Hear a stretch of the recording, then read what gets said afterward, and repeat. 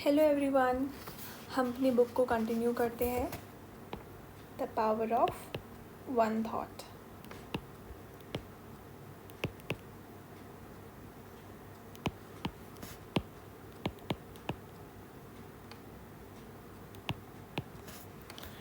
Okay, topic is what do dependencies look like? When someone asks you why we are upset or dull, we readily point fingers outwards. With such a chaotic situation, it is natural to feel distressed. The words were upsetting. The weather is so depressive. Even when anyone asks us why we are happy or peaceful, we credit external factors. The occasion was such that I obviously felt happy. I got his phone call and instantly felt good. Since she is polite, I enjoy her company. When someone speaks lovingly, we feel happy. If they change their tone, we feel hurt. So, who is controlling our feelings? Who holds the remote control to our mind? We believe it to be in the hands of other people. This does not just include the people we know, it could even be a stranger on the road. Recall how furious we get when someone overtakes our vehicle from the wrong side or honks at a traffic signal. But we blame that person for our anger. This means we do not even take responsibility for our reactions. We no longer realize that we are not choosing how to respond, we feel like we reacted automatically. In other words, we take the remote control of our mind and hand it over even to random individuals. In fact, everyone other than us seems to hold a remote control today. It is now time to wake up to reality and remind the self. What we have to remind ourselves? I am the master of my mind. I am the creator of my every thought and feeling. I am the creator of my every thought and feeling.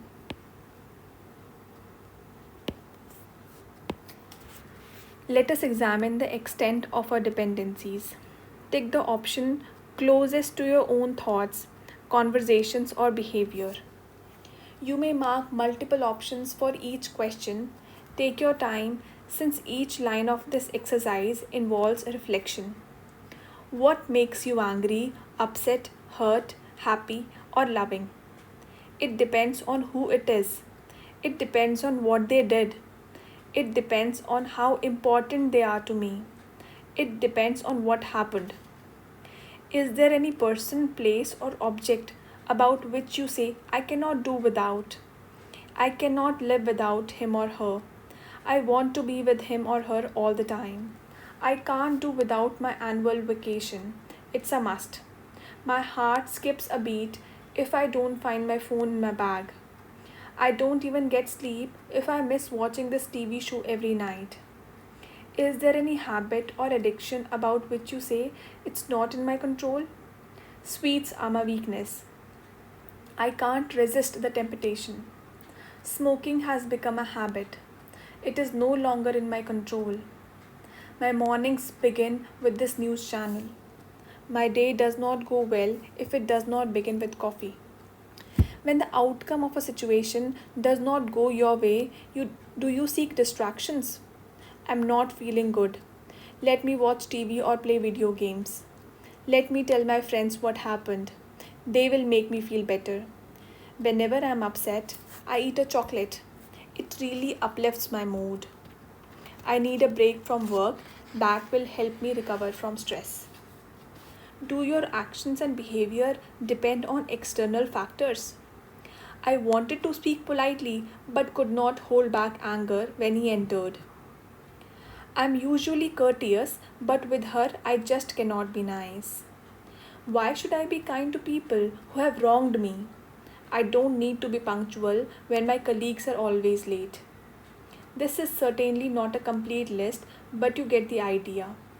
How many options did you tick? The higher the number, the greater your emotional dependency. Let us first attempt to identify our emotional dependencies. Although it can be a long list, some are easier to recognize, but many are so subtle that they require a deeper check to be spotted. External: gadgets and technology, phone, internet, media, social media, TV. Substances: alcohol, cigarettes, caffeine, prescription and over the counter medicine, other legal and illegal drugs. Recreation or leisure: shopping, vacation, movies, gambling, food and beverages. Internal: others should behave the way I want them to. Situations situations should be to my liking. I need people to approve of me and appreciate me. My opinion is right and theirs is wrong. Moving from blame to accountability. We are often unaware of our emotional dependence. Check the vocabulary of these thoughts and words. He is the cause of my anger. She hurt me. I am worried for them. They are so irritating. Spending time with you cheers me up. I am so happy to have bought a new phone. These lines clearly reflect our emotional dependence. Each time we think or speak this way, we reaffirm that our entire spectrum of emotions of stress, anger, irritation, happiness, love, and so on is created because of situations, people, places, achievements, positions, or objects, and that we have no control over how we feel. By believing that our emotions are created by someone or something out there, we are moving away from the truth. Each of these sentences carry the negative energy of blame. Such words make us live like victims of circumstances rather than as masters. The blame game is dependency, and dependency depletes our inner power. The more we blame, the weaker we become. The weaker we become, the more we believe that the world around us governs our emotions. A situation or a person's behavior is an external trigger. It is only a stimulus. Our emotion is our control. Our emotion is our internal creation in response to the stimulus. When every situation is a stimulus, exactly how powerful is this stimulus? Situations can be challenging, people can be difficult, someone can exploit, manipulate, cheat, insult, or ignore us, or they can make mistakes or have wrong habits. They can even cause us physical harm. Read these options again, and you will see that they can do all the wrong only outside. That is all the power they have. They can never get inside our minds. They do not have this power. It means they cannot get into our minds and create our thoughts and emotions. You might say, of course, it is obvious that situations and people cannot get into our minds. It is obvious, and even children know it. The question then is, when we know this truth, why do we live our life believing that situations and people control our emotions, making us impatient, upset, happy, or insecure? Situations are not in our control, but our responses are completely in our control. So, even if we create stress, anger, or hurt, we simply need to remember that no one other than ourselves is to be blamed. Blaming external factors implies giving away our power, believing that they created our turbulent emotions. And so, these factors need to change for us to feel fine. It is important to think this way each time we create any emotion. The situation was tough. I created the stress. They behaved rudely. I created anger. He betrayed me. I created all this hurt. She is manipulative. I created irritation upon watching her behavior. Observe that the vocabulary is of taking personal responsibility for our emotions. Situation may not go our way, but our response should always be our way, the right way, the healthy way. Situations may not go our way, but our response should always be our way, the right way, the healthy way. Right way, or we can say healthy way.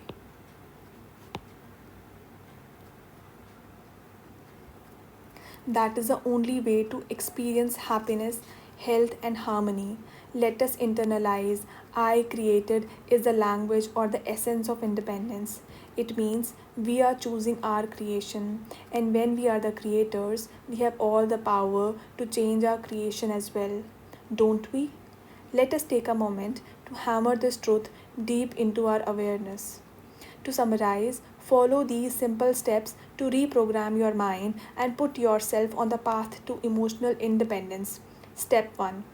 Take personal responsibility of your emotions as you enter a scene. Step 2. Do not justify or endorse a negative emotion, no matter what. Otherwise, you tend to give yourself the liberty to create it again and again. It depletes your inner power. I'll repeat the step 2 again. Do not justify or endorse a negative emotion, no matter what. Otherwise, you tend to give yourself the liberty to create it again and again. It depletes your inner power. Step 3. Choose the emotion you wish to experience. You know the list: patience, acceptance, compassion, happiness, love, forgiveness. Step 4. Create the emotion you want to experience by creating a corresponding thought. In an adverse situation, create this thought: I am a peaceful soul. This situation is tough, but I am certain about crossing it calmly. I have faith in God, in my ability, and in my destiny. I'll write it down here. I am a peaceful soul.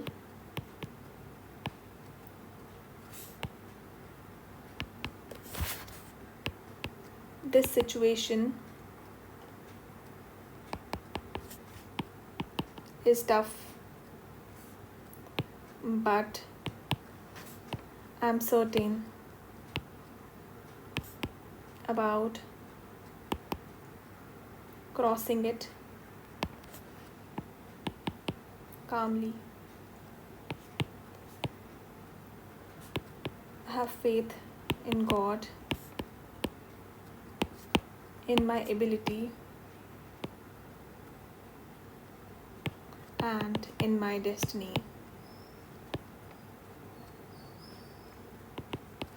If the other person behaves badly, create the thought: I am a loving soul.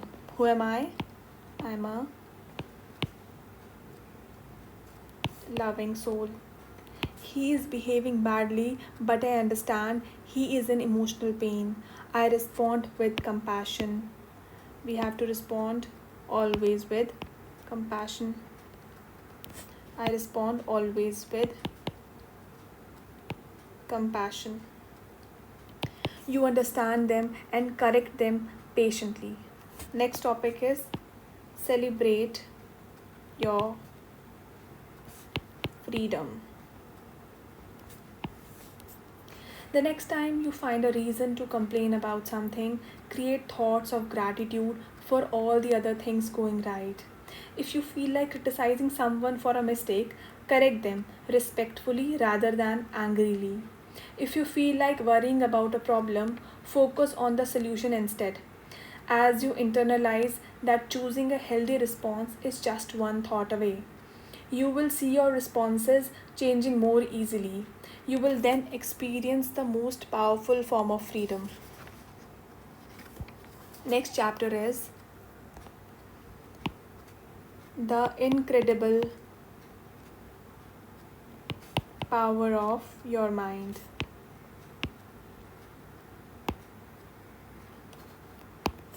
Please calm down. Don't be scared. Stop crying. Why are you so upset? Come on. That is no reason to feel bad. Do you recall receiving such advice while being in the middle of an emotional outburst? Could you pull yourself together immediately? Or did it take a while to put a lid on your gushing feelings? You had already thought of calming down, hadn't you? but you just did not know how to do it.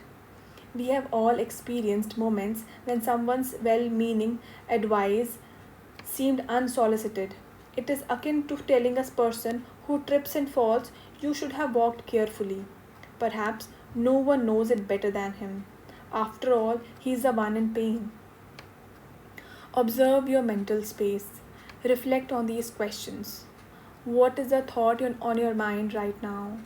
Are you thinking about the content you are reading? Are you reading the text, but are your thoughts somehow drifting towards a completely unrelated topic?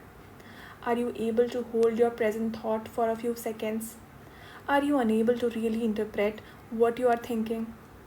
We do not usually observe or recognize our thoughts, but now would be a good time to become aware. Pause, withdraw your attention from your surroundings for 20 seconds and observe what is going on inside your mind. There is always a constant flow of thoughts. Where do you feel them arising? From your heart, gut, brain, or somewhere around the center of your forehead? It is around the center of the forehead where thoughts can be felt. Notice that when you overthink or when your thoughts are cluttered, your forehead region feels heavy or aches. What are thoughts? Next topic is the chapter is this. The topic is what are thoughts? Thoughts are a conversation or an inner dialogue with our own self. What are thoughts? Thoughts are conversation or an inner dialogue